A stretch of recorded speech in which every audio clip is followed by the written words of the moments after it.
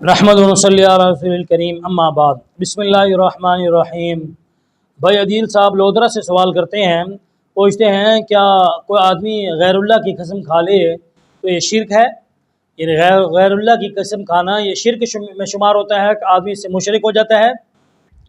تو بھائی عدیل صاحب بات یہ ہے کہ دیکھیں، غیر اللہ کی قسم کھانے سے کوئی آدمی مشرک تو نہیں ہوتا، اور نہ ہی غیر اللہ کی قسم کھانا شرک ہے، لیکن غیر اللہ کی قسم کھانی نہیں چاہیے۔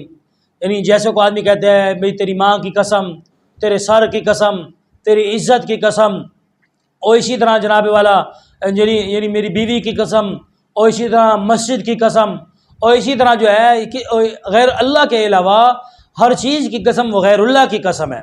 سمجھا گیا؟ تو یہ قسمیں جتنی بھی ہیں یہ لغو ہوتی ہیں، اور فرمایا یہ قسمیں جو ہیں ان کا اعتبار بھی کوئی نہیں ہوتا، اور یہ قسم منعقد بھی نہیں ہوتی، اور یہ قسم شمار بھی نہیں ہوتی۔ اگر یہ کوئی آدمی کہہ لیتا ہے بھئی اگر جو ہے میں نے فلاں کام کیا، یا میں اللہ یا یہ تیرے سر کی قسم میں نے فلاں کام کیا ہے، اور تیری ماں کی قسم میں نے فلاں کام کیا ہے، تو ایسی قسموں کا کوئی اعتبار نہیں ہوتا، غیر اللہ کی قسم کا کوئی اعتبار نہیں ہوتا۔ یہ لغو قسم ہوتی ہے، فضول قسم میں شمار ہوتی ہے۔ اس قسم کی قسم کوئی قسم منعقد نہیں ہوتی، اور اس قسم کی قسم سے بندہ مشرک بھی نہیں ہوتا۔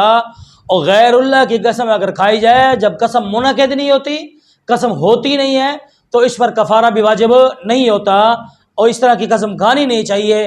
فضول قسمیں کھانا اور اسی طرح جو ہے لغو قسمیں کھانا، یہ جو ہے فرمایا اس سے آدمی گناہگار ہوتا ہے، توبہ استغفار کرنی چاہیے۔